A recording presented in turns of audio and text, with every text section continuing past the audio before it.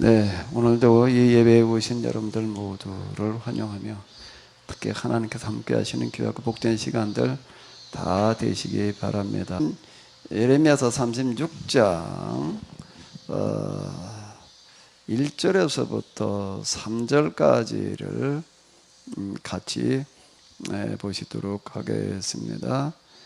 요시야의 아들 여호야김이 유다를 다스린 지 4년이 되던 해에 바벨론 군대가 근동에서 애굽 군대를 몰아내고 자신의 통치권을 세워놓았다.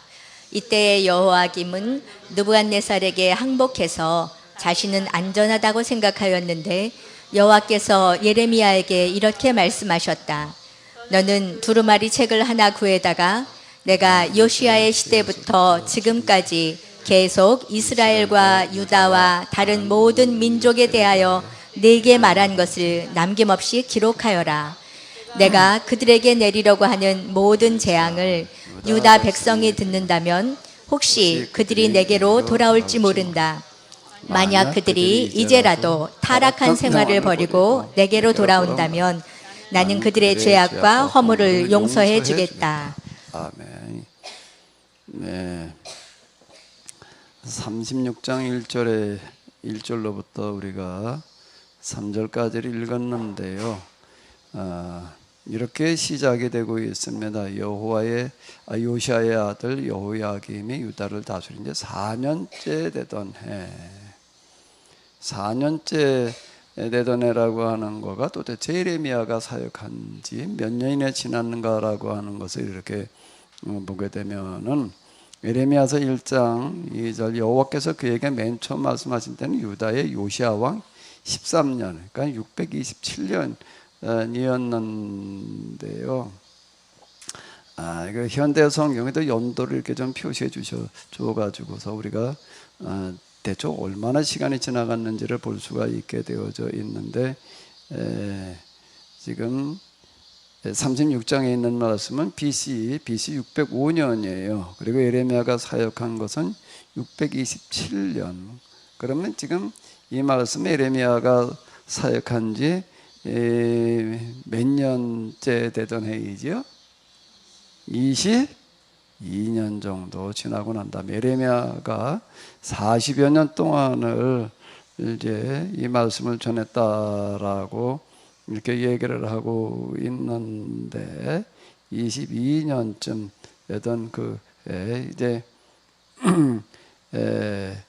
이 예레미야의 사역은 이제 이 책에는 그때부터 계속 40여 년 동안 이렇게 얘기를 하고 있습니다. 여호와께서 예레미야에게 하신 말씀이 기록되어 있다고. 요시야의 나머지 통치 기간과 여호아하스, 여호야김, 여호야긴, 시드기야 이렇게 이제 쭉 여러 왕들을 이제 이렇게 지나게 되는데요. 자, 하나님께서 예레미야에게 뭐라고 이제 이야기를 하시는가라고 하게 되면은 두루마리 책을 하나 구해다가 자, 여기다 이렇게 너는 두루마리 책을 하나 구해다가 내가 요시야 시대부터 지금까지 계속 이스라엘과 유다와 다른 민족에 대하여 네게 말한 것을 기록하여라. 즉 예레미야에게 하신 말씀을 다 기록하여라. 내가 그들에게 내리려고 하는 모든 재앙을, 그러니까 지금 예레미야를 통해서 하셨던 말씀을 곧 이 말 재앙들에 대한 말씀이었다라고 하는 걸 여기서 지금 얘기를 해주고 있는데, 유다 백성이 듣는다면 그들이 내게로 돌아올지 모른다. 만약 그들이 이제라도 타락한 생활을 버리고 내게로 돌아온다면 나는 그들의 죄악과 허물을 용서해 주겠다. 그러니까 예레미야가 20여 년 이상을 이제 심판과 재앙, 경고의 말씀들에 대해서 이야기했던 것들을 다 기록을 하라라고 하는 겁니다. 한 번에 다 기록을 해가지고 그것도 그냥 말로 가서 이야기하고 끝나지 말고 두루마리로다가 기록을 해가지고 그걸 가서 이렇게 전해 주어라. 지금 이제 이렇게 이야기를 하시는 거예요. 왜 이렇게 이야기를 하셨을까요? 왜 이렇게 이야기를 하셨죠? 1절에 기록이 되어져 있어요. 이때 여호야김은 느부갓네살에게 항복을 해서, 느부갓네살은 바벨론의 왕인데요. 그 항복하니까 이제 나는 안전하다 이렇게 생각을 하고 있다라고 하는 겁니다. 자신은 안전하다라고 생각하고 있었다 라고 하는 거예요. 그러니까 지금 율법서와 그리고 예레미야에서 경고하고 있는 가장 큰 문제는 어떤 걸까요? 안전하다는 생각이에요. 문제가 없다, 평안하다라는 생각이라고 하는 게 거짓 선지자들은 항상 그렇게 이야기를 한 거. 하나님께서 우리에게 함께 하시니까 우리는 괜찮아. 이렇게 얘기하는 메시지들은 다 뭐라고요? 거짓 선지자들이 한 이야기예요. 그들은 항상 평안을 외치고 있습니다. 세상에는 뭐 어떻게 온통 난리가 난다라고 하더라도 우리는 괜찮아. 이렇게 이야기를 하게 되면 그건 뭐의 증거라고요? 거짓 선지자들의 거짓 설교의 증거다라고 하는 겁니다. 항상 이 율법과 예언자들은 책임의식을 일깨워 주는 거예요. 이 세상 모든 것들에 대한 책임이 누구에게 있다는 거죠? 우리에게 있다는 겁니다. 나에게 있다. 그러니까 세상에 지금 이렇게 이런 문제들이 생기는 이런 모든 것들은 우리가 책임을 져야 된다. 책임을 어떻게 져야 되느냐? 여기서 지금 우리가 어떻게 하느냐에 따라서 이제 이 문제가 해결이 될 수도 있고 더 심각해질 수도 있다. 이렇게 이야기를 하는 거예요. 거짓 예언자들과 참 예언자들의 설교의 차이점은 어디에 있는가라고 하는 거는 여기는 안전하다라고 지금 생각을 하고 있는 거예요. 여호야김이 지금 안전한 게 아니다라고 하는 겁니다. 당장은 지금 항복을 했으니까 느부갓네살이 그냥 이렇게 뭐 쳐들어오거나 뭐 공격을 하거나 죽이려고 그러지 않고 있을 뿐이지 그게 영원한 안전은 아니거든. 그러니까 안전하다라고 지금 생각을 하고 있는 거예요. 그러니까 그게 아니다라고 하는 것을 일깨워 주시는 방식. 그게 지금 여호와께서 예레미야를 통해서 말씀하셨던 것들 가운데에서 다 어떤 말씀들을 갖다가 기록을 해 놓으라고 그랬다고요? 내가 그들에게 내리려고 하는 모든 재앙. 계속 예레미야는 뭘 선언하고 있는가 하면 재앙을 예고를 하고 있는 거예요. 근데 이런 건 좋아하는 사람이 없어요. 여론을 뭘 호도한다, 불안을 조성을 한다. 다 지금도 마찬가지예요. 다 이렇게 받아들이게 됩니다. 제가 신학교 다닐 때는 그런가 보다 하고 이렇게 들었었는데 지금 와가지고 돌이켜놓고 보게 되면 신학교에서 마지막 졸업반 때 뭘 가르치냐면 설교를 어떻게 되느냐라고 하는 것을 가르치는데 뭐라고 이야기를 하는가 하면 메시지를 위로와 소망을 말해야 된다라고 이렇게 이야기를 하고 있습니다. 그 얘기는 뭐에다 초점을 맞추고 얘기를 하는 거? 그렇게 얘기하지 교인들이 좋아한다. 그렇게 얘기를 해야지 교회가 부흥한다. 이렇게 이야기를 하는 거예요. 그러니까 옛날이나 지금이나 이게 달라진 게 없습니다. 사실 그때는 그게 뭐 난 잘못된 이야기라고 하는 거는 전혀 생각지도 못했어요. 근데 지금쯤 와가지고 다시 돌이켜 놓고 보니까 다 그런 식으로 배우고 있고, 그리고 지금 뭐 좀 부흥된다라고 하는 교회 설교들을 갖다가 한번 분석을 해 보십시오. 다 어떤 설교들을 거기서 이야기를 하고 있는가. 좀 큰 교회 이런 데서는 뭐라고 얘기를 하냐면 이혼해서는 안 된다 이런 말도 못 한다는 거예요. 그 이혼한 사람들도 하도 많고 요즘 갈등 겪고 있는데 그런 소리 하면 다 싫어한단 말이에요. 자, 이렇게 돼버리는 거예요. 모든 재앙을 다 한꺼번에 모아가지고서 20여 년 동안 설교 내용들 중에서 여호와께서 재앙을 내리리라고 말씀하셨던 것만 따로 모아가지고 그걸 아주 문서로 만들어가지고 전해주어라. 자, 이렇게 이야기를 하시는 거예요. 지금 여호야김은 나는 안전하다라고 이렇게 생각하고 있는데 안전하다라고 생각하는 그 순간이 어떤 건가 하면 재앙이 바로 지금 임박해 있다라는 증거예요. 우리가 이제 뭐 잘 아는 대로 유비무환이라는 말이 있어요. 유비무환의 반대는 무엇일까요? 유비무환의 반대는 뭐겠어요? 쉽지 뭐 무비유한이지. 예? 항상 야 우리가 이러이러한 문제가 있을 수도 있다라고 늘 예상을 하고 대비를 세우게 되면은 큰 문제가 일어나지를 않는 거예요. 근데 아이 괜찮아, 에이 뭐 설마 이렇게 생각하고 있다가 보게 되면은 꼭 그거는 문제가 된다라고 하는 겁니다. 나는 안전하다 이렇게 생각하고 있다 보니까 지금 재앙이 박혀 있는 줄은 모르고 그러고 있다. 그럼 왜 그렇게 다 20년 동안 얘기했던 예레미야의 이야기 가운데 재앙을 예고했던 말씀들만을 모아가지고 전하라고 얘기를 하셨는가라고 혹시 그들이 내가 그들에게 내리려고 했던 모든 재앙을 유다 백성이 듣는다면 혹시 그들이 내게로 돌아올지 모른다. 만약 그들이 이제라도 언제라도요? 이제라도 타락한 생활을 버리고 내게로 돌아온다면 나는 그들의 죄악과 허물을 용서해 주겠다.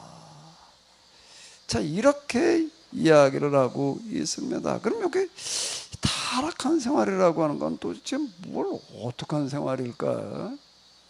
우리 이거를 그냥 문자로만 읽다가 보게 되면 그 당시 이스라엘 사람들이 다 그저 타락하고 있는 그런 삶을 살았나 보다라고 이렇게 이제 생각을 하는데요.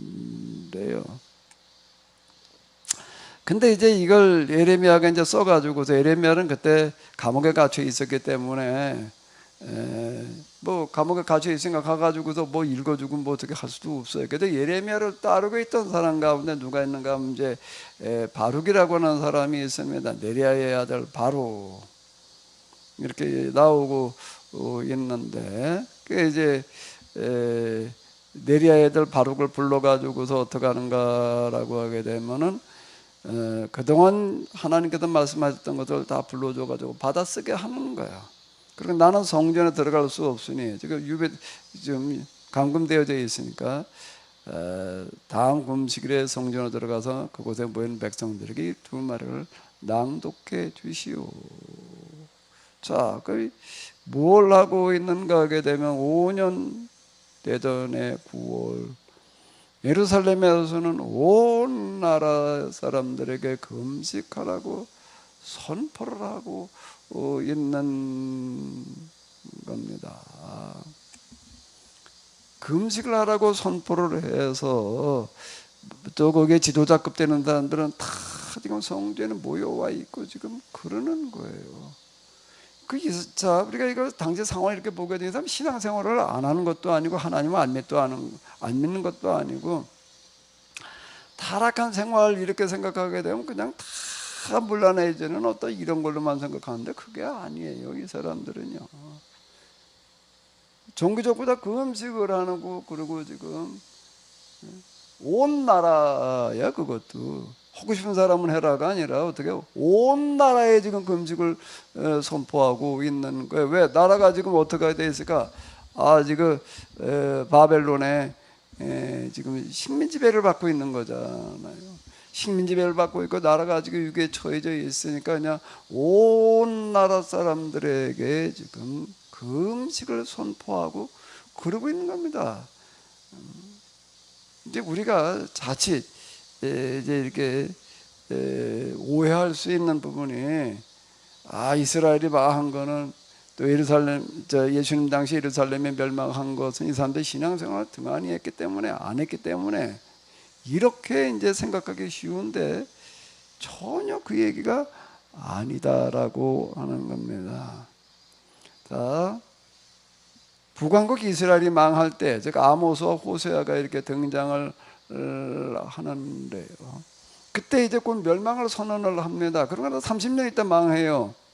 30년 있다 망하는데 그러면 그때 북왕국 이스라엘의 상황은 어땠는가 하면 북왕국 이스라엘 역사에서 신앙생활을 참 열심히 하던 때예요.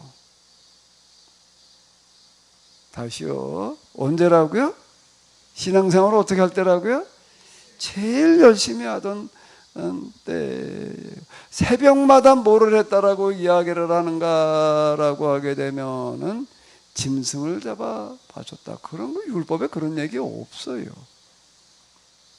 거기다 초하루를 지켜라 그런 얘기도 없는 거예요. 초하루. 거기다 또 월사, 보름이 됐다고 초하루라고 특별 예배를 드리는 거예요. 또 보름이 됐다고 어떻게 했다고요? 또 특별.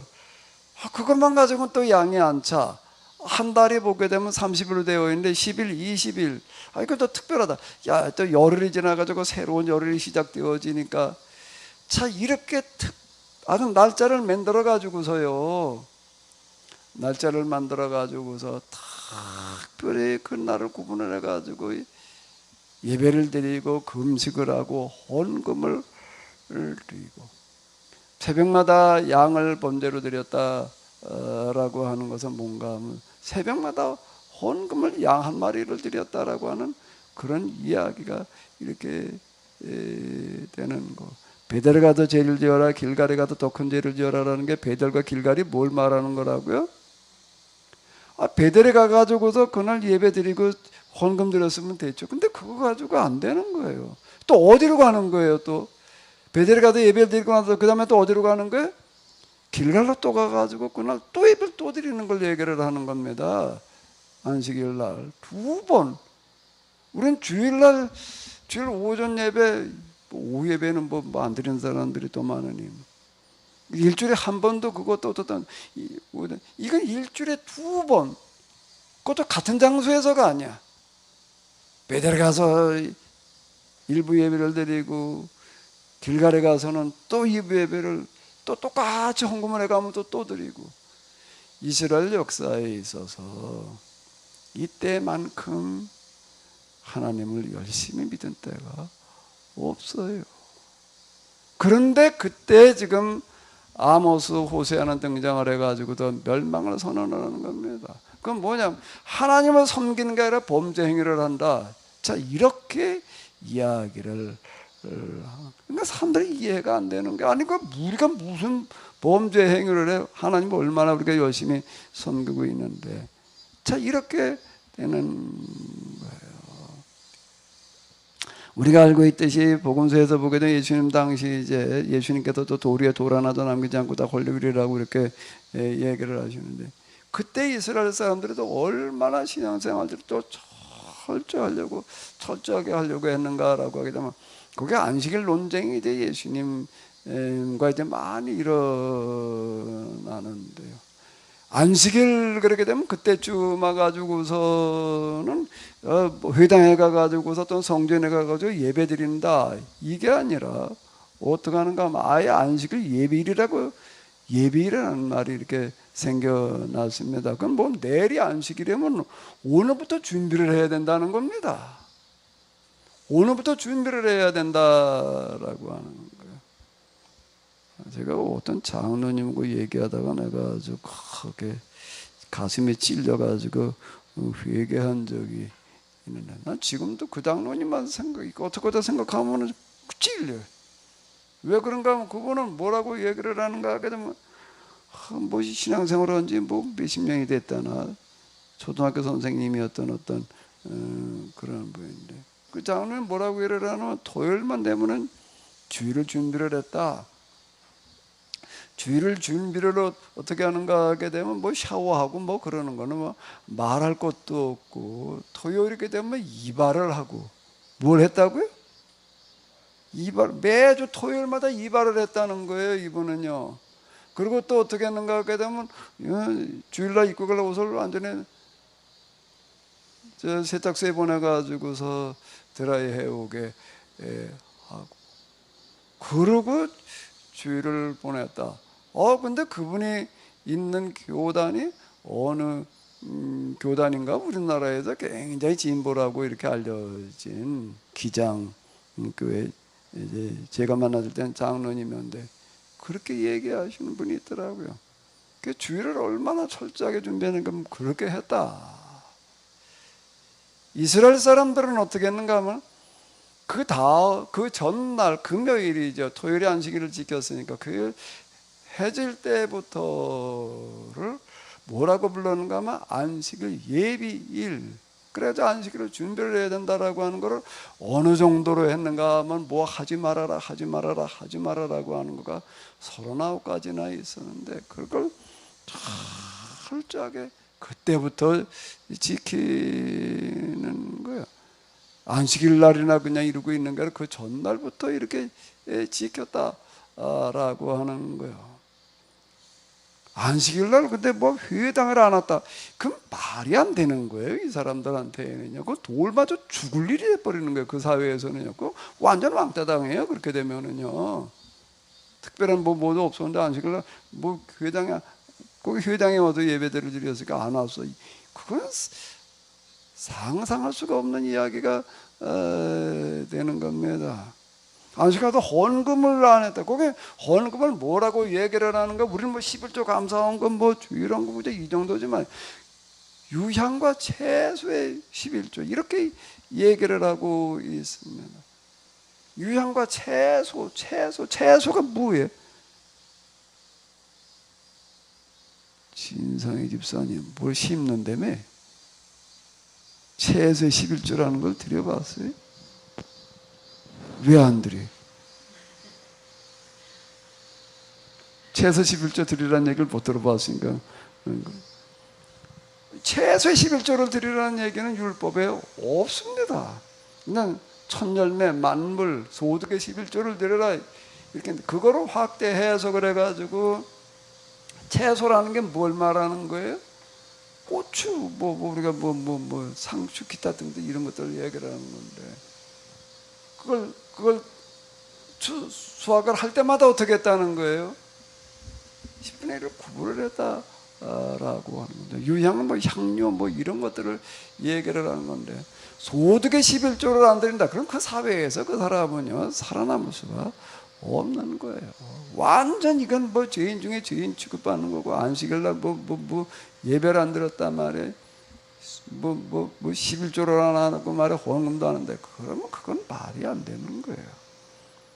절기 뭐 이랬다라고 한다라고 하게 되면 우리는 뭐 지금 이제 절기라는 부활절, 추감사절, 이제 성탄절 주로 이제 이런 거를 얘기를 하는 이건 또 얼마나 성대하게 지낸가. 그 중에도 6월절이라고 하는 거를 맞이하게 되면 온 나라에서 그냥 6월절 절기 남자들은 다 가야 되는 거예요.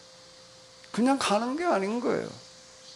전 세계에 있는 사람들 다 이렇게 몰려와가지고 절기를 이제 지키러 이렇게 오는데 어떻게 하는가라고 하게 되면 저 초등학교 다닐 때 보게 되면 이제 초론에 있으면서 심리를 걸어 다녔는데요.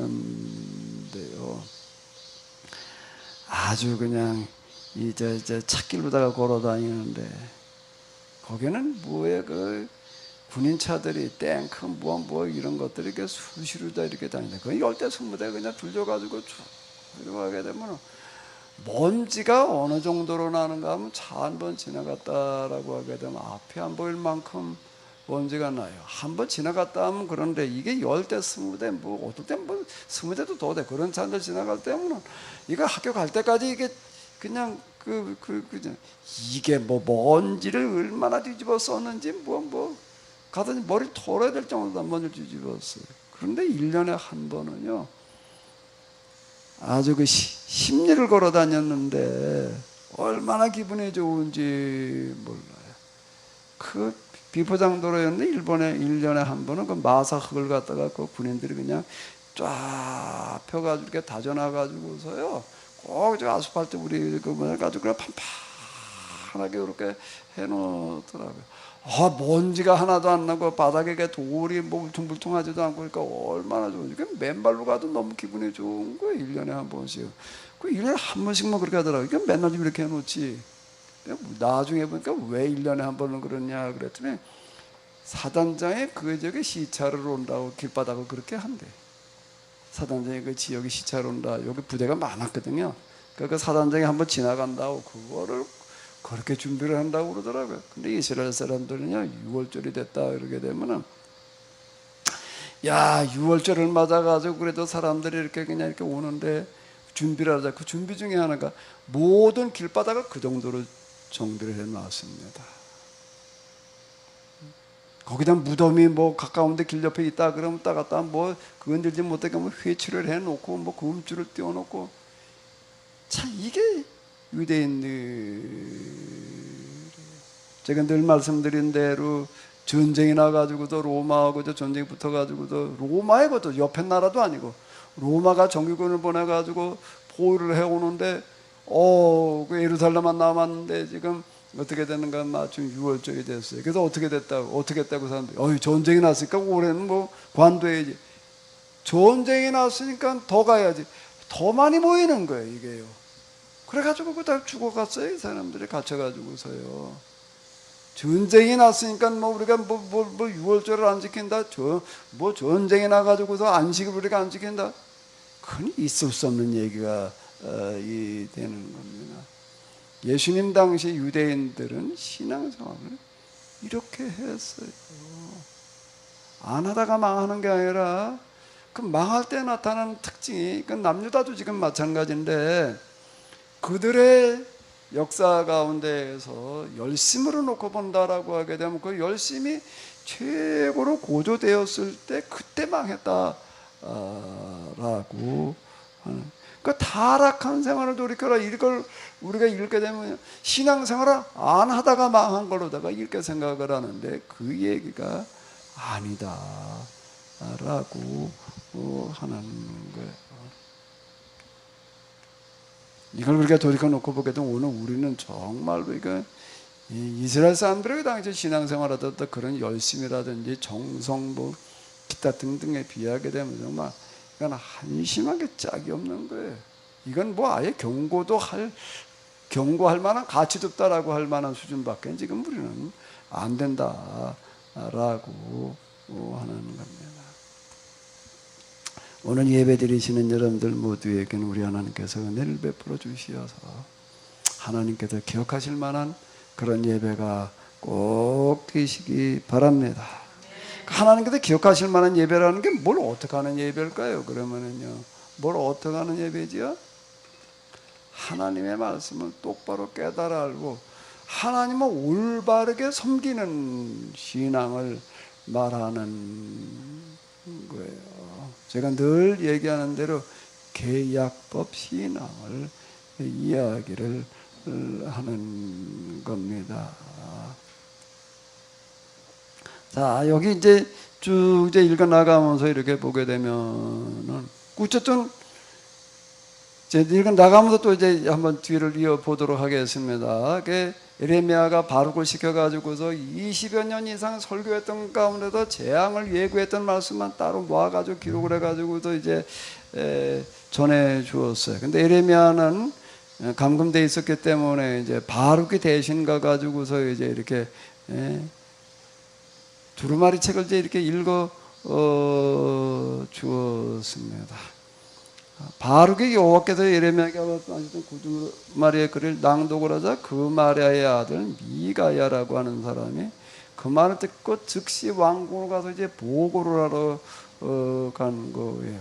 보고를 하러 갔을 때 마침 그 왕궁에 누가 있었는가 하면 서기관들의 방에 대신들이 회의하느라고 모여 있었어요. 거기 가가지고서 지금 미가야가 뭐라고 얘기를 하는가라고 하면 지금 바룩이라고 하는 사람이 금식이래.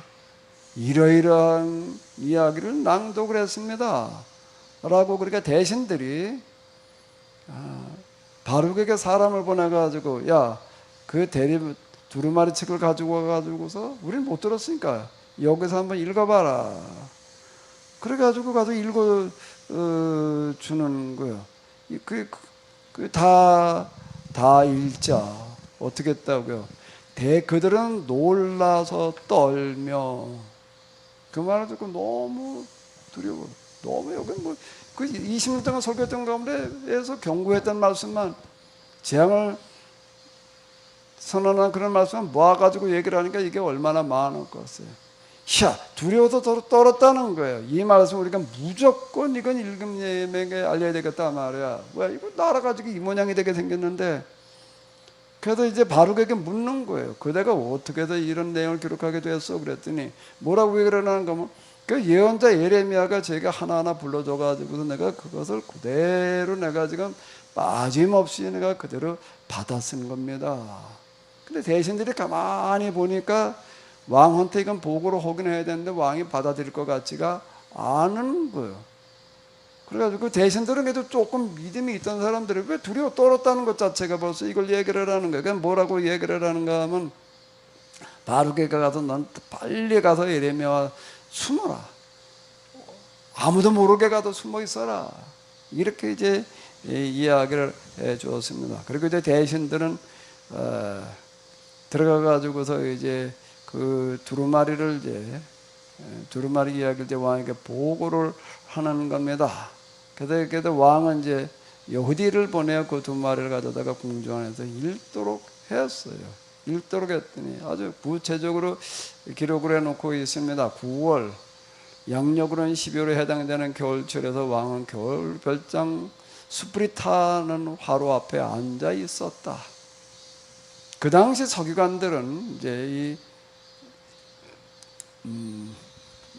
이제 짐승의 깃을 갖다가 이제 그걸 연필로 이렇게 썼습니다. 이걸 찍어가지고 이렇게 쓰는데 좀 쓰다 보면 이제 이게 그것도 이런 빤빤한 종이도 아니고 양가죽에다 쓰다 보니까 이제 몇 자 쓰다 보면 이제 무디죠. 그러면 이제 계속 이제 날카롭게 깎아가지고 그러니까 예리한 칼을 가지고 이제 이 깃으로 깎아가면서 이제 글씨를 썼는데 왕이 마침 그런 칼을 이제 손에 들고 있었어요. 그래서 그걸 들고 있다가 두루마리를 지금 이제 읽어 내려가니까 여후디라고 하는 이제 요즘으로 얘기를 하면 이제 비서관이 될 텐데 이제 읽어 내려가니까는 읽은 내용 가운데에서 어떻게 하는가 하면은 서기관들이 기타를 깎는 연필을 깎는 그 칼을 가지고 있다가 읽은 내용을 뚝 잘라가지고서 어떻게 하는 거예요? 그 두루마리가 되게 길고 큽니다. 그러니까 읽고 내려오고 그 중에도 읽은 내용을 쭉 잘라가지고서 마침 이제 겨울이 돼가지고 나룻가에 앉았다 화분에 집어넣었다는 겁니다. 그러니까 읽은 게 내 마음에 안 들어. 그러니까 그 부분 잘라가지고 집어넣고 또 그 다음 거 읽어보니까 또 그것도 마음에 안 들어. 또 집어넣고 또 집어넣고 그래서 어떻게 됐다는 거예요? 모두 태워버렸어요. 마음에 드는 구절이 하나도 없는 거예요. 이게 모두 다 태워버렸다. 왕과 그 주변에 이제 신하들도 있었는데 그만 왕도 그랬고 신하들도 그렇고 두려워하지도 않고 옷도 찢지도 않았다. 신하들 중에서 엘라단과 들라야 그 말이야 라고 하는 사람들이 있습니다. 이 사람들은 그래도 좀 이제 신앙이 좀 있는 사람들, 신앙이 있기는 다 있어요. 신앙이 있는 사람이 있고 없는 사람이 있는 게 아니라 온 나라의 금식을 선언할 정도니까 뭐 있느냐 신앙이 있느냐 없느냐가 문제가 아니라 올바른 신앙을 가지고 있느냐 없느냐 이거의 문제였는데 엘라단과 들라야와 그 말이라고 한다는 계약법 신앙이라고 하는 걸 가지고 있다가 보니까 왕에게 그 태우지 말라고 간곡히 간청했으나 듣지를 않더라. 그리고 나서는 다 듣고 나가지고는 뭐라고 얘기를 하는가 하게 되면은 가서 바룩과 예언자를 예레미야를 체포해 와라. 근데 그 미리 숨어버렸으니까 이제 찾지를 못했다라고 하는 건데, 예레미야가 불러준 말씀을 기록한 바룩의 두루마리를 여호야김이 다 태워버렸어요. 그랬더니 하나님의 말씀이 예레미야에게 다시 임했는데 뭐라고 이야기를 하시냐면, 너는 다시 두루마리 책을 위에다가 먼저 본 두루마리에 기록되었던 걸 그대로 기록해라. 그리고 추가를 해라. 추가 내용을 보게 되면 여호와께서 말씀하셨다. 너는 예언자 예레미야에게 어떻게 바벨론 왕이 반드시 쳐들어와서 이 나라를 초토화시키고 사람과 짐승을 모조리 내몰아 버린다라고 하는 무시무시하고도 반민족적인 글을 쓸 수가 있었냐? 라고 하면서 태워버렸어요. 이 왕이 두루마리를 왜 태워버린 거죠? 신앙이 없어서가 아니에요. 하나님을 안 믿어서도 아니에요. 뭐 때문에라는 얘기죠. 우리는 타락한 이렇게 얘기를 하니까 하나님도 안 믿고 신앙생활도 안 했다, 이렇게 생각을 하기가 쉬운데 그 얘기가 아니에요. 이건 여호와께서 예레미야에게 하신 말씀에 여호야김이 왜 두루마리를 다 태워버리는지 하나님은 너무 잘 아셔요. 왜 그런가 하게 되면은 바벨론 왕이 또 쳐들어온다라고 하는 겁니다. 왜? 자기 바벨론한테 항복했는데 뭐 쳐들어올 일이 없을 텐데 쳐들어온다고 또 자꾸 이렇게 떠들어대고 있는 거예요. 이게 나라를 완전히 초토화시키고 사람과 짐승을 모조리 다 죽여버린다라고 하는 무시무시하고도 반민족적인 글을 쓸 수가 있었냐? 이것 때문에 분개해가지고 와서 체포해 와라, 이렇게 이제 군사들을 보냈던 건데, 그러니까 뭐가 다른가라고 하게 되면 신앙이 있느냐 없느냐가 아니라, 하나님 믿느냐 안 믿느냐의 문제가 아니라 어떻다는 거예요? 제가 계속 말씀드린 건 예레미야의 말을 받아들이지 않는 이유가 뭐에 있다고요? 해석이 다른 거예요. 해석. 예레미야가 얘기하는 건 지금 반민족적인 얘기를 하고 있다, 이렇게 이걸 받아들이는 거예요. 왜 반민족적이라고요? 왜 반민족적이라고요? 그럼 이걸 가지고 다시 생각을 해봐야지 돼요. 지금 아수르가 망하고 이제 바벨론이 등장할 그런 시기인데, 아수르 바벨론에게는 지금 뭐라는 거면 식민 지배를 받고 있는 거예요. 여호야김도 지금 바벨론에 항복을 해가지고 지금 식민 지배를 받고, 식민 지배를 받는다는 건 뭘 말하는 거예요? 식민 지배를 받는다는 건 뭘 말하는 거예요? 매년 조공을 어마어마한 양을 보내야 되는 것을 이야기를 하는 겁니다. 그리고 바벨론에서 허락한 대로 해야 되는 것을 말하는 거예요. 그러니까 나라가 그냥 아주 살 수가 없는 거예요.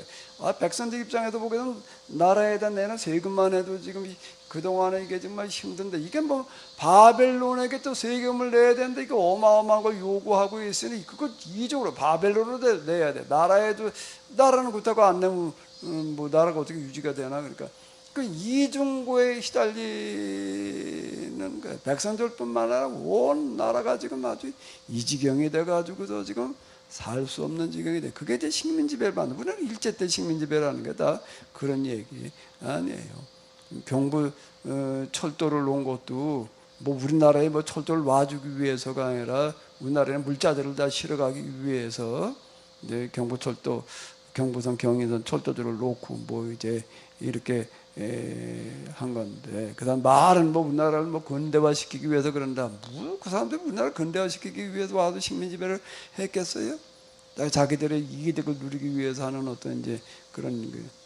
이런 거예요. 그런데 지금 뭐 어떻게 벗어날 방법이 없는 거예요. 이거 힘으로 어떻게 해볼 수가 없으니까. 그런데 여기 희망이 하나가 뭐라는 거예요? 메소포타미아하고 필적할 만한 나라가 또 있는데 하나가 뭐예요? 애굽인 거예요. 그 애굽은 뭐라고 이야기를 하는가라고 하게 되면, 야, 너는 바벨론의 지배를 받지를 말고 우리 지배를 받아라, 이렇게 얘기를 하는 게 아니에요. 우리가 너희 나라를 도와주겠다. 우리가 군대를 보내가지고 바벨론 군대를 물러가게 해주겠다. 그리고 나서 그 다음에 바벨론에 내던 조공을 누구한테 바쳐라? 우리한테 바쳐라. 그렇게 말하지를 않는 거예요. 그냥 우리는 너희 나라를 그냥 해방시켜 주겠다. 그리고 거기 이제 계속 우리가 군대를 주둔해 가지고도 바벨론의 침략을 받지 않게 해주겠다 이렇게 얘기를 합니다. 그러면 어느 걸 선택을 해야 되는 거예요? 어느 걸 왜 반민족적인 얘기냐라고 한다면 왜 예레미야를 이 자니까 절대 살려둘 죄가 아니다라고 아주 그 아나도다 고향에서부터 그렇게 반발하고 나왔는가? 그게 가까운 그런 친지들 가운데서도 형제들 가운데도 예레미야를 죽여야 된다라고 얘기를 했다라는 얘기는요. 단순하게 믿느냐 안 믿느냐 믿음의 문제만 가지고서 이게 설명할 수 있는 문제가 아니다라고 하는 겁니다. 그 당연히 누가 손잡아야 되는 거예요? 애국가 손잡아가지고 애국도 힘이 있으니까 메소포타미아 못지않은 힘을 가지고 있으니까 그러니까 이 사람들하고 손을 잡아가지고 어떻게 해야 된다고 생각을 하는 거죠? 우리가 바벨론의 지배로부터 벗어나야 된다 이렇게 생각을 하는 그래야지 살지 어떻게 살아 이거를요. 이놈이 이게 조공 내야지 세금 내야지 이게 뭐 허례는 대로 그냥 꼭두가시 노릇해야지 살 수가 없는 거야.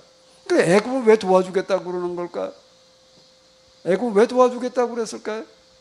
다 강대국들이 하는 일은 뭔가 하면 자기 나라 국익 우선입니다. 미국의 전 대통령 트럼프가 아메리카 퍼스트 이렇게 얘기를 하는 얘기는 뭔가 일단 미국 국익 우선으로 하겠다. 그래가지고 우리나라 방위비고 그냥 천막적으로다가 요구하고 그러던 걸 우리가 이렇게 볼 수가 있습니다. 그건 뭔가 미국 국익을 제일 먼저 생각을 하겠다. 이제 이렇게 얘기를 하는 어떤 이런 건데요. 애굽은 자기들의 국익을 위해서 왜 여기가 딱 이스라엘 사람들 살고 있는 곳이 길목인데 딴 데 돌아올 수 있는 길이 없어요. 여기다가 자기들과 가까운 나라를 만들어 놓게 되면 그게 뭐가 되는 거죠?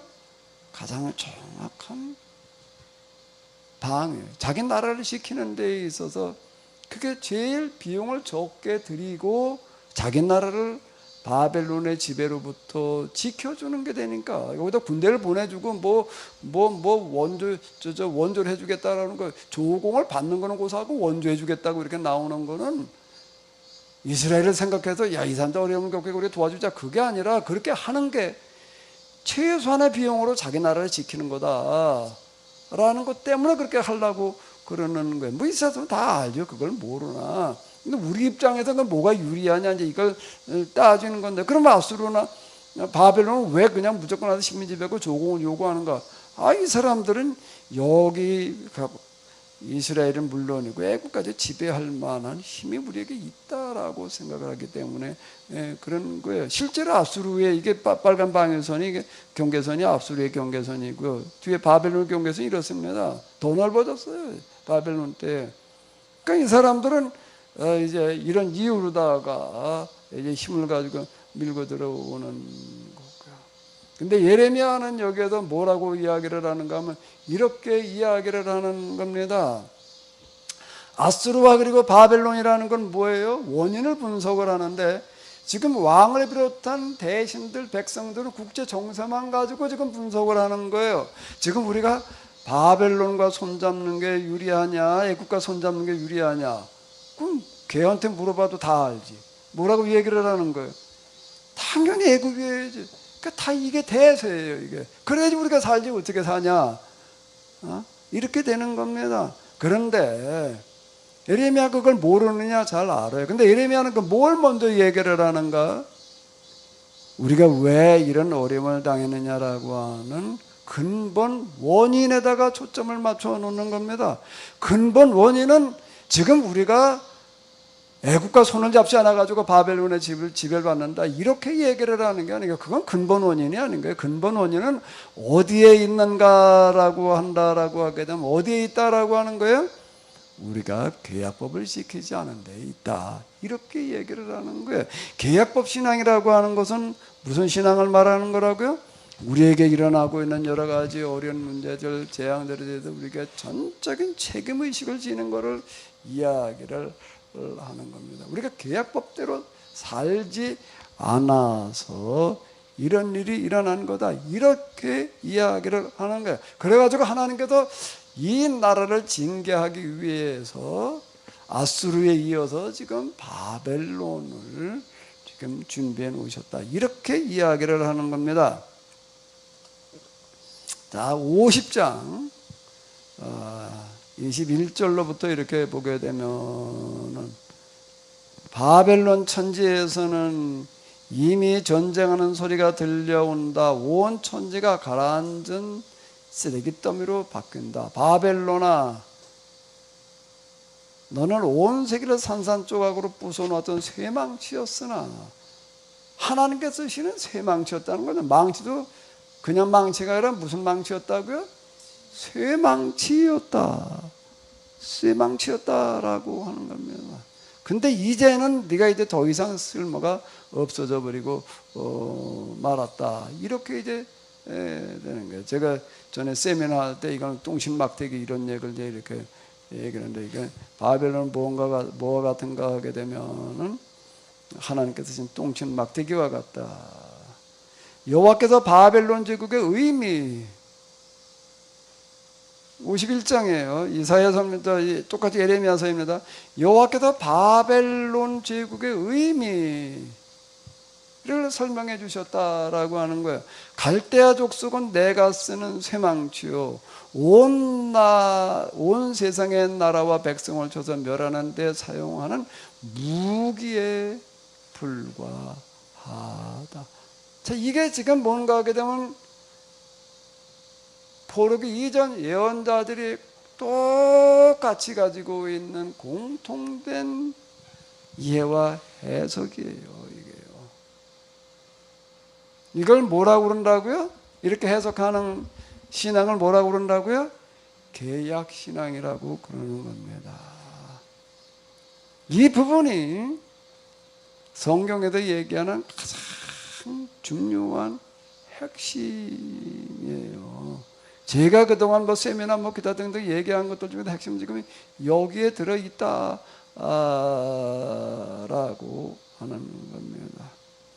세계에서 유일하게 통일이 되지 않은 나라, 분단된 나라, 이북이라는 걸 뭐로 봐야 될 거냐라고 이렇게 얘기를 할 때 이북이 좀 헷갈려 가지고 그러고 있는데, 코로나 사태 그리고 환경 이런 모든 문제들은 근본적인 원인은 어디에 있느냐라고 할 때 우리에게 있다. 우리가 어떻게 계획대로 살지 않아서다. 이제 이렇게 얘기를 하는 건데요. 자, 그래서 지금 여기 바벨론이라고 하는 것이 가지고 있는 의미가 뭐냐? 여호와께서 뭐라고요? 바벨론 제국의 의미를 설명해 주셨다. 예레미야는 평생 이걸 가지고 얘기를 하는 거예요. 바벨론이 어떤 나라인가 하면은, 그러니까 하나님께서 쓰시는 망치와 같은 것이기 때문에 그 망치에 대항해 가지고는 안 되는 거고, 그 망치는 어떻게 해야 되느냐라고 한다면 우리가 기약법대로 살게 되면 해결해야 된다. 근데 지금 여기 우리가 금방 읽은 대로 여호야김은 어떻게 생각을 하는가라고 하게 되면, 느부갓네살한테 항복했으니까 나는 안전하다.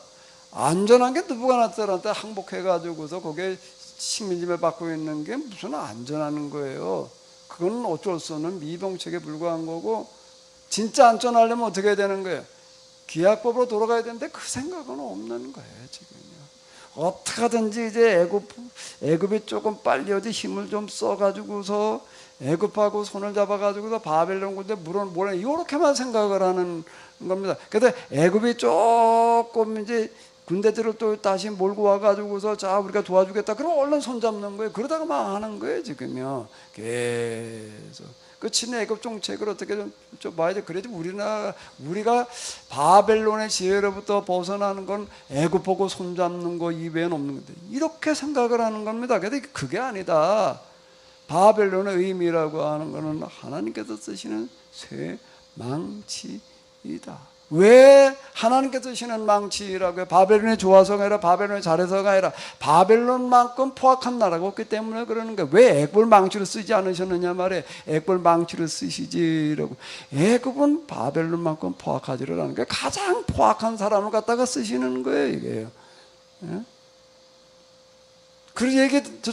그 얘기는 그건 뭘 말하는가 하면, 계약을 지켜야 하지 않는 곳에는 하나님께서 강한 징계를 하신다라고 하는 그런 이야기가 되는 거예요. 왜? 그 사람들에게 책임이 있기 때문에 그러는 건데. 그래서 지금 이제 이건 뭔가라고 하게 되면 이제 예레미야를 비롯한 성경에 이렇게 해서 그러면 구약법으로 돌아가면 해결이 된다는 얘기는 무슨 얘기가 될까? 구약이나 지키고 있으면 그냥 저절로 해결된다라고 하는 어떤 그런 얘기일까?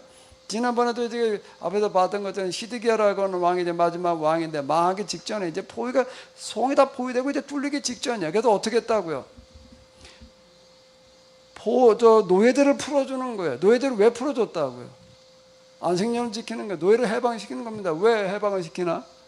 왜 해방을 시키는 거죠? 이 예레미야가 맨날 율법 그러는데 율법대로 이제 한번 해보자. 그래서일까요? 아닌 거예요. 그럼 뭐라고 나와 있어요? 노예들을 풀어주면 노예들이 어떻게 할 것 같으니까 이제 우리 자유인이 됐는데 우리 자유를 지키기 위해서 나라를 열심히 좀 지키자 이렇게 생각을 하고 풀어줬다. 라고. 그래서 그 노예들이라도 열심히 지켜가지고 바벨론 군대가 물러간 게 아니야. 마침 그러고 났는데 애국이 도와주겠다고 또 원군을 보내주는 바람에 바벨론에 이제 일심 물러간 거야. 그 노예를 풀어줘가지고도 바벨론 물러갔다고 생각하지 않고 애굽에 원군이 왔으니까 물러갔지. 당연히 그렇게 생각을 할 거 아니에요.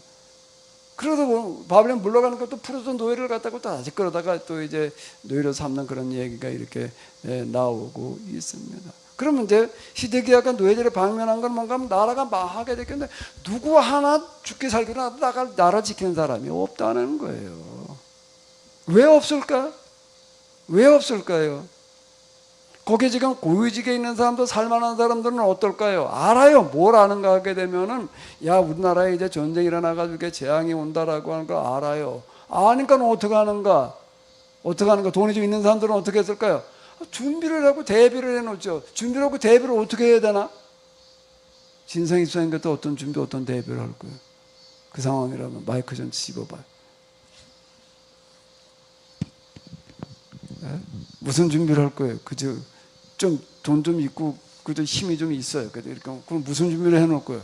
우리나라 전쟁 나가지고 특히 이럴 일 생길 것 같은데 어떤 준비를 할 것 같아? 외국으로 도망갈 준비를. 비행기 타고 외국으로 가야 되죠. 전쟁이 나오면 틀림없이 망하게 생겼는데 다 알아요. 그래가지고 어떻게 하는 거야? 주로 애굽에다 갖다 어떻게 하는가? 집 사놓는 거예요. 거기다 갖다 그 당시 이제 제일 중요한 게 금이니까 금이나 이런 걸로 갖다가 바꿔가지고 거기다 갖다 묻어놓는 거예요. 실제 그랬어요. 그래가지고 여차 이래가지고도 여차했다면 그걸로 다 갚아버리는 거예요. 예레미야가 나중에 뒤에 가면 이런 얘기가 있습니다. 맨 시드기야를 이제 1대1로 만나요. 시드기가 진짜 망하게 생겼으니까 이제 예레미야를 다시 불러가지고 도대체 이걸 어떻게 되냐 이렇게 물을 때 예레미야가 뭐라고 얘기를 하는가? 왕이 그동안 계속 평안을 외치는다 어디 갔습니까? 이제 코빼기도 안 보니까 이미 다 도망가 버린 거예요. 벌써요. 평안을 외치는 설교자들이 하나도 없는 거예요. 다 도망가 버리고. 그럼 다 외국에다 돈 빼돌리고 집 사놓고 그리고 살 준비 다 해놓고 있는. 그럼 나라가 이제 망하게 되고 그 사람들 저 갚아버리니까 누가 지킬 사람이 없는 거야. 그럼 밑바닥 사람들은 어떨까? 그러면 백성들은 무슨 생각을 할까? 백성들은 무슨 생각을 했을 것 같아? 이렇게 되니까 나라가 망할 때게 되니까 우리라도 나서도 나라를 지켜보자. 인류 역사에서요 나라가 망하게 됐는데 의병들이 일어나도 나라 지키자고 그렇게 조옥조옥 일어나는 나라는 우리나라밖에 없어요. 우리나라밖에 없다 이렇게 얘기를 합니다. 그럼 그래서 독특한 어떤 그런 뭐가가 이제 있는데 그럼 여기 이제 이렇게 얘기를 하는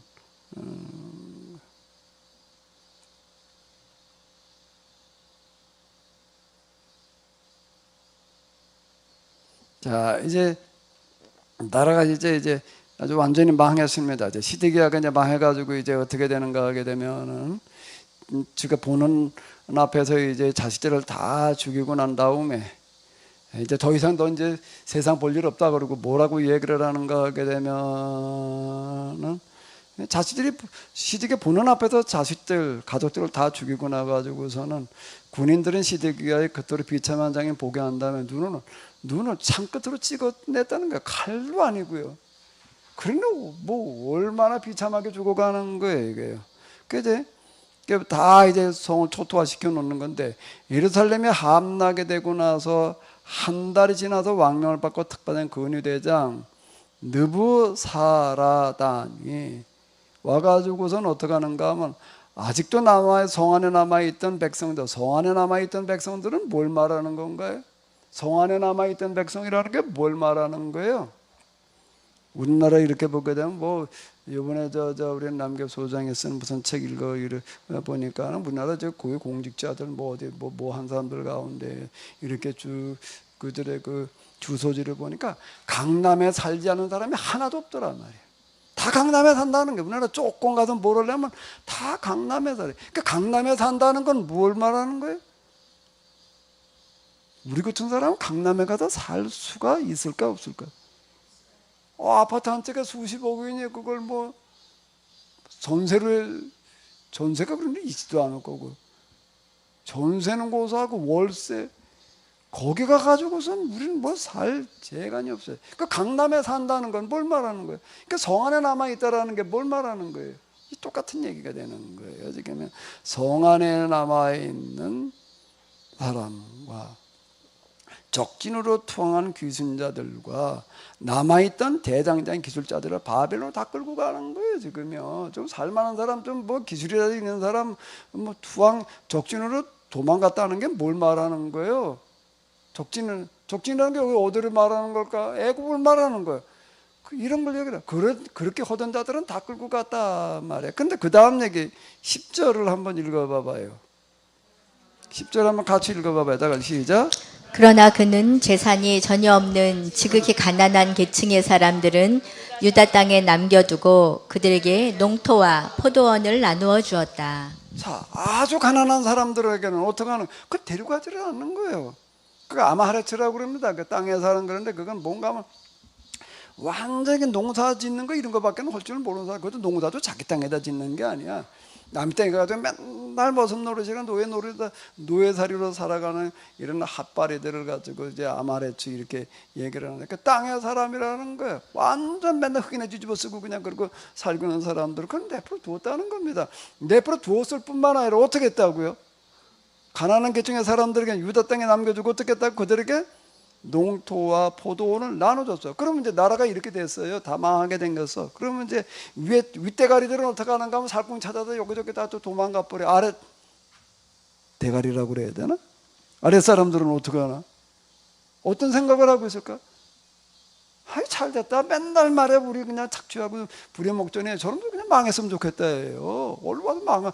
어차피 우리는 뭐 이 사람들 집에 봤나 저기 집에 봤나 다를 게 없다는 거예요. 근데 그냥 하도 그동안 당했으니까는요, 우리가 나라를 지켰으면, 나라를 뭐하러 지켜? 나라를 왜 지켜? 나라가 뭐 해주는 게 있다고? 예? 아니 맨날 자기들한테 부려먹은 거밖에는 없지 뭐. 근데 그 나라를 지키겠다고 누가 그걸 결사적으로 나서싸리? 그러니까 이런 걸 누가 너무 잘하고 그래서 할 수 없이 누구 노예들을 풀어주면은 이제 자유인이 됐으니까 자유를 지키기 위해서, 나라를 지키기 위해서 싸우는 게 아니라 자기 자유를 지키기 위해서 좀 싸우겠지. 자, 이렇게 생각을 하고 노예를 풀어줬다는 게, 그럼 무슨 얘기가 되는가 하면 누구도 나라를 나가서 지키겠다고 그러고 지금 나라를 지켜보겠다고 그래 애착가진 사람이 없는 거예요. 이때가들은 다 도망가는 생각들만, 나라 밑에 있는 사람도 아유 얼른 와서 이놈들 다 그냥 다 망하게 해놨으면 좋겠단 말이에요. 이러고 있는 형국인 거예요. 그러고 났더니 우리는 이 사람들 집에 받아나 저기 집에 뭐 똑같이 뭐가 달라고. 어차피 우리는 밑바닥으로 살려 먹건데 우리 같은 동족이면서 우리를 갖다 맨날 들볶던 이놈들 웃어줬으면 더 좋겠다. 이렇게 돼버리는 겁니다. 그래 실제 그런 일이 벌어지는 거예요. 근데 바벨론이 와가지고는 어떻게 했다고요? 오히려 동족들이 했던 것보다 100배 낫게 해주는 거예요. 그 사람들한테 뭘 주는 거예요? 농토도 주고 뭘 주는 거예요? 과수는 주는 거예요. 그러면 진상의 집사님 마이크 좀 잡아봐요. 진상의 집사님 아까 이제 윗대가리면 도망갈 생각했다. 아래 사람이라면 아마레츠라면 어떻게 하려고 그럴 거예요? 무슨 생각을 할까요? 나 죽기 살기 나가서 나라 지켜야 되겠다 그 생각할까요? 아니요, 바벨론 정책을 잘 받아들여서 따를 것 같아요. 그럼 계약법대로 만약에 산다고 생각을 해요. 계약법대로 살자면 이게 나라를 지키려고 하는데 애국심이라는 게 나올 데가 없는 거예요. 근데 계약법대로 산다라는 건 뭐야? 나라가 왕들도 그렇고 고유직들도 그렇고, 야 우리 내가 왕인 거는 난 여기 지배하고 다스리는 사람이 아니야. 나는 이 백성들을 어떻게 하면 잘 살게 하고 정말 나는 백성들 치닥거리 하는 난 종이야. 고위직들도 야 우리도 어떻게 하든지 백성들 잘 살게 보다 그래 백성들 잘 살게 해줘. 그럼 그러다 전쟁이 나서 그럼 백성들이 무슨 생각을 할까? 어떻게 생각을 할까? 야 우리가 어떡하지 이 나라 지켜야지. 왜? 왜? 이 나라처럼 해주는 나라가 없으니 그 계약법대로 살라는 얘기. 계약법 지키기나 무슨 저절로 이 얘기가 아닌 거예요. 무슨 뭐 요술방맹식으로다가 계약법 지키기면 요술방맹식으로 해결된다 그런 얘기가 아니라 계약법대로 살게 되면 나라가 부강해질 수밖에 없어요. 국력이라는 게 저절로 나오나? 국력과 국방력이라는 게 저절로 나오는 게 아니죠. 한번 이치로 생각을 해봐요. 왜 계약법대로 살아야 된다고 계속 백성들 제일주의로 살아라 말해. 그래야지 백성의 나라를 사랑하고 진짜 세금들을 똑바로 내고 그러면은 저절로 국력이 신장되어지는 거고 그 나라를 장할 방법이 없는 거예요. 계약법대로 살기 때문에 저절로 그런 개념이 아니라는 얘기예요. 계약법대로 사는 사람이 진짜 애국자가 되는 거예요.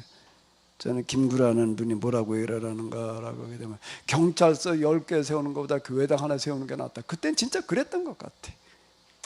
왜? 교회당만큼 똑바로 살려고 그렇게 가르치는 데가 없으니까.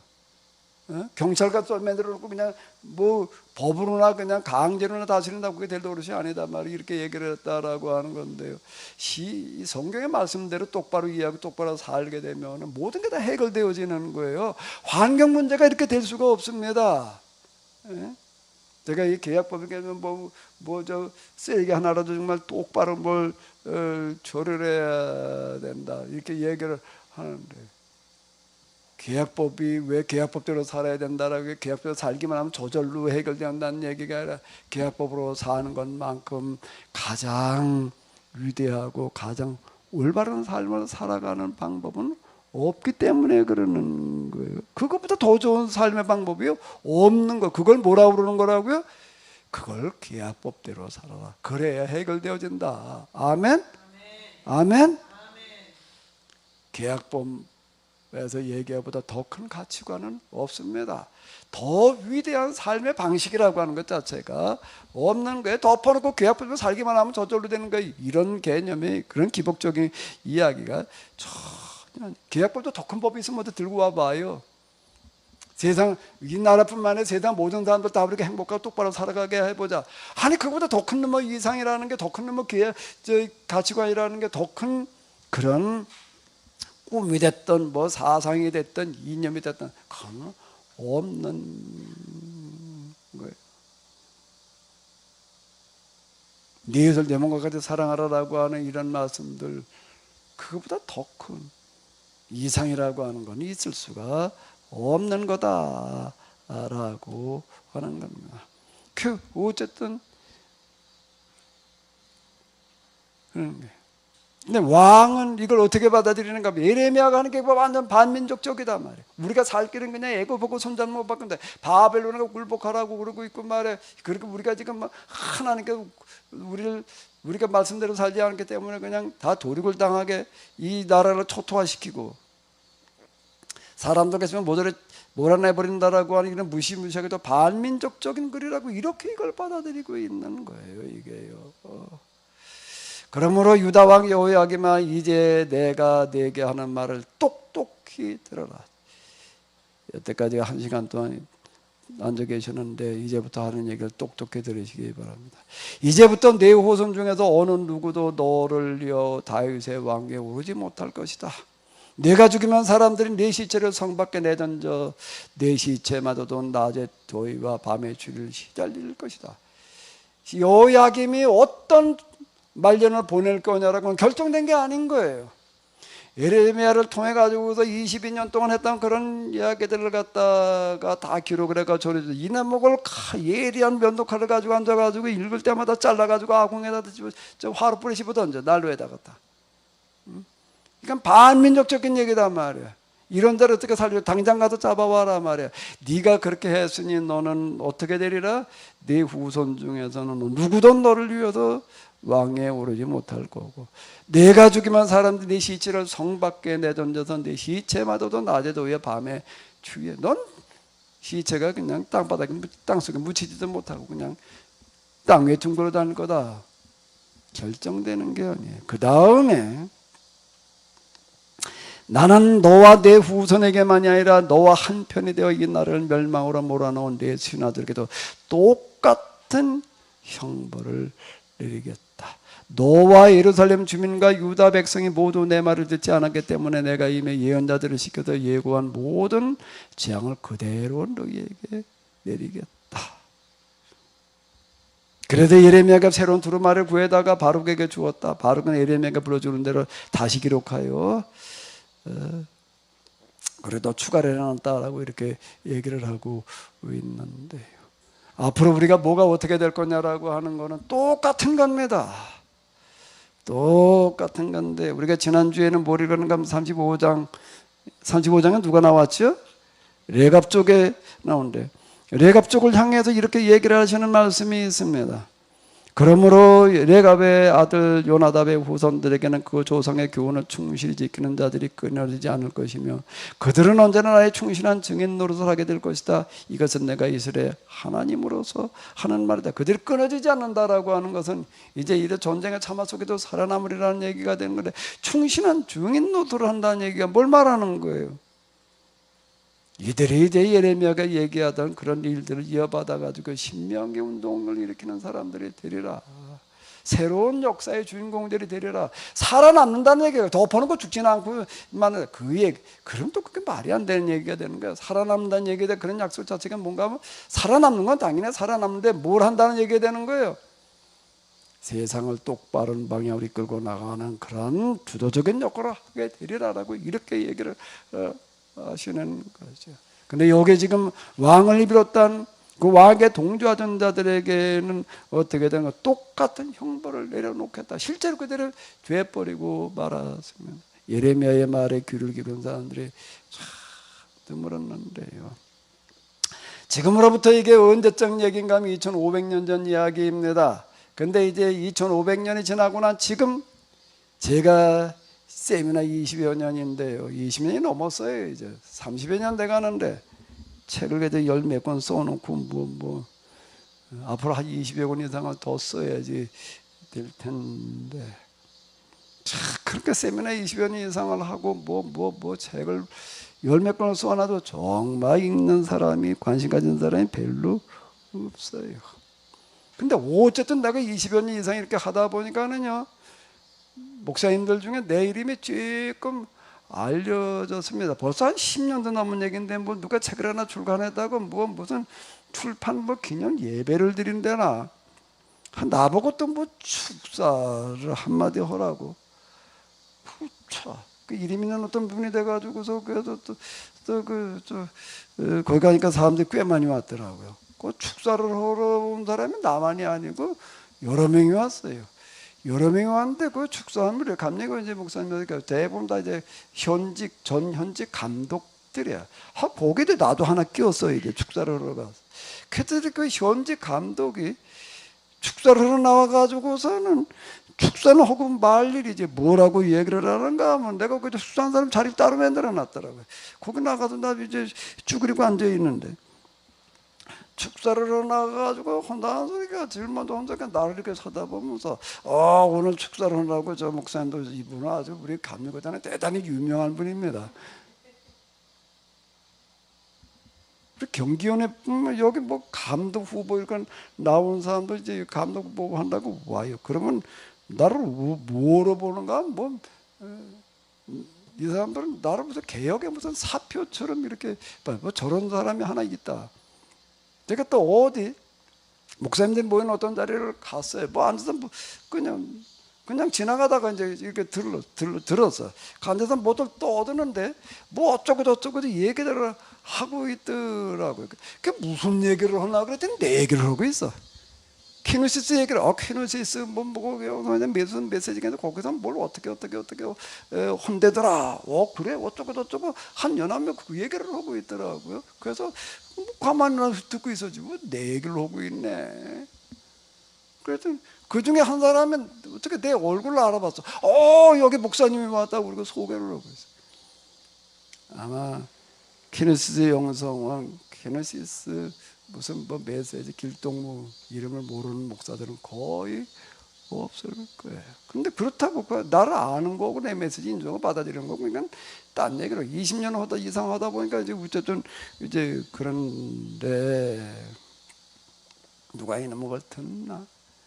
근데 적어도 오늘 예배를 드리시는 여러분들은 저 카메라 좀 한번 다 켜봐요. 그리고 지금 우리 계약 공동체 키노시스 왔다 가신 목사님들은 많아요. 왔다 갔다 해서 열심히 했다고가 아니라 지금 제일 중요한 핵심은 이 계약법에 대한 이해와 계약법에 대한 믿음과 신앙이 있는 게 중요한 거예요. 그동안 왔다 갔다 했다고 해가지고도 다 키노시스 한 거라고 얘기할 수 있는 그런 거는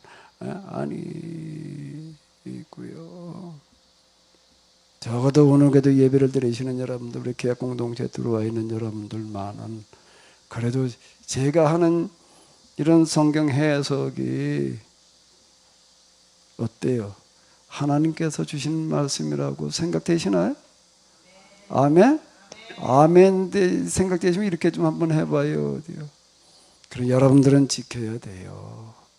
이걸 안 지키면 이제 똑같은 재앙이 오는 겁니다. 지금요. 아마도 이 세상이 망하고 나가지고서 지구가 멸종된다라고 하게 되면은 심판을 받아야 될 텐데 심판을 받아야 될 사람 가운데서 가장 먼저 가장 큰 편을 받아야 될 자를 찾는다라고 하면 그건 나예요. 지금 이 말 떠들게 하는 거예요. 내가 그걸 알았으니 그렇게 내가 떠들었으니 내가 늘 나는 기도할 때마다 내가 회개할 수밖에 없는 게 뭔가 하면 아이고 하나님 참 내가 용서받지 못할 죄인입니다 말이야. 내가 그래도 하나님을 뭐 기도할 때 뭐 어떻게 경험을 하고 말이야 뭐 그러고 나서 성경 볼 때 내가 이렇게 참 이런 해석을 하고 있는데 그게 너무 제가 무능해가지고 참 이 정도밖에는 내가 못 해놨으니 이놈을 내가 어찌해야 돼 우리.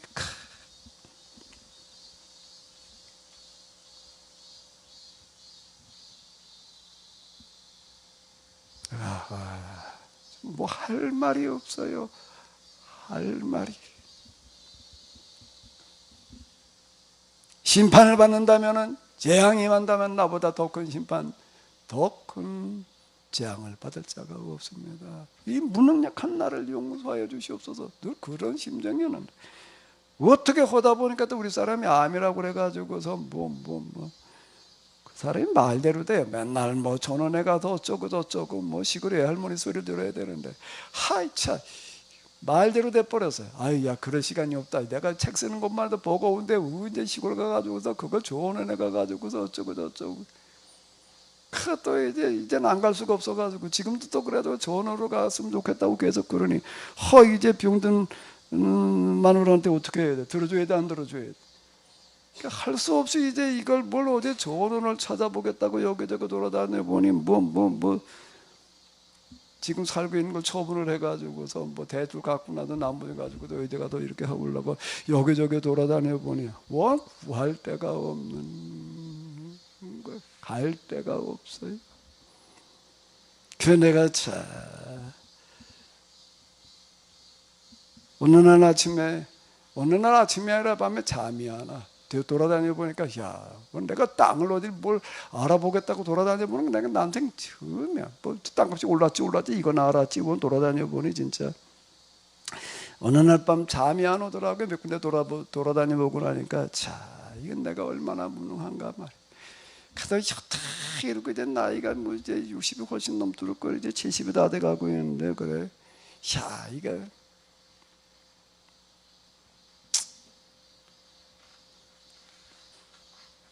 병든 마누라 데리고 갈 데가 이렇게 없나? 내가 이렇게 무능력한가? 이 메시지에 대한 무능력과 더불어 가지고서요. 모든 면에서 내가 참 정말 한심하게 짝이 없다. 한밤을 내가 그런 마음을 가지고 지낸 적이 있는데 제가 무능력하다 보니까 예레미야를 내가 읽어 내려가고 해석을 하면서도 많이 회개합니다. 참 예레미야를 어떻게 하든지 이걸 그래서 사람들에게 전해보기 위해서 무슨 퍼포먼스를 동원하지 않은 퍼포먼스가 없는 거예요. 지금도 물론 예레미야에게 하나님께서 적어서 가서 이래, 물론 하나님께서 말씀하셨지만 예레미야가 생각을 해내는 거예요. 이제 22년 차가 돼가지고 이제 망하기 직전에 왔는데 그동안에 재앙의 말씀 주신 거 따로 이걸 적어가지고서 감옥에 들어앉아 있어가지고서 그것도 또 활동도 제대로 할 수가 없는데 그래도 자기 말대로 좀 따라줄 사람 하나 찾아내가지고서 야 이거 좀 적어라 그래가 네가 가서 대신 읽어라 말이에요. 이게 다 퍼포먼스입니다. 예레미야 설교지가 퍼포먼스 아닌 게 어디 있어요. 나는 이런 얘기를 할 때마다 난 뭘 하고 있나 말이야. 겨우 그저 뭘 세미나를 하겠다고 말이야. 뭘 어떻게 해도 좀 쫓아다니고 그리고 책이나 쓴다고 들어앉아있고 그래. 야 내가 이 정도밖에 안 되는가.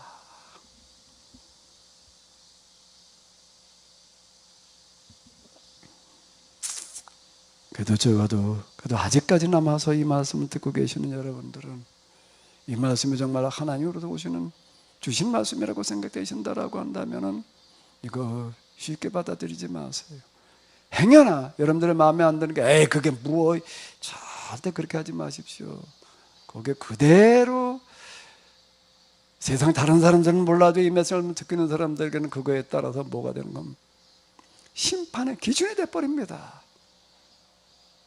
무슨 말씀이에요? 하나님의 말씀은요, 하나님의 말씀은 대언의, 하나님의 영은 대언의 영이고 하나님의 말씀은 대언의 말씀인데요, 저는 그래도 참 하나님께서 영을 부어주셔서 내가 이렇게 깨달아가지고 이렇게 떠들고 있다라고, 그리고 지금 여기까지 왔는데 그냥 가볍게 받아들이지 마시고 할 수 있는 만큼 여러분들의 저소에서 최선을 다하십시오.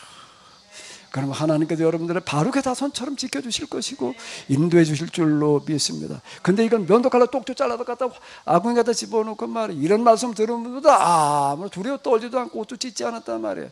이런 말씀을 듣고도 정말 가슴에 찔리는 게 없고 두려워하는 게 없이 정말 무덤덤하게 맨날 그대로 넘어가는 건 재앙을 면할 방법이 없는 거예요. 이렇게 되면은요, 똑같이 내가 너도 망하게 하겠단 말이에요.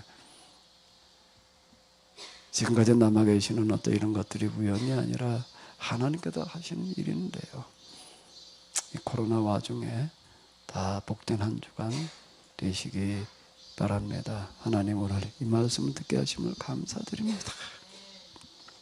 우리의 마음을 열어주시옵소서, 생각을 열어주시옵소서, 지각을 주시옵소서, 우리의 무능력함을 또한 용서하여 주시옵소서.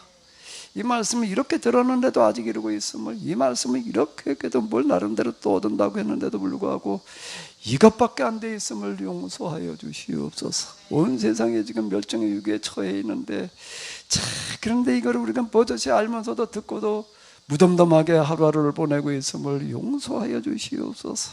가슴을 치며 회개하며 내가 할 수 있는 일을 찾을 수 있게 하여 주시옵소서. 이제는 우리 주 예수 그리스도의 은혜와 하나님 아버지의 놀라우신 사랑과 성령님의 도우심이 예레미야에게 임했던 영과 같은 은혜로 저희들 가운데 함께해 주시옵시기를 간절히 축원하옵나이다.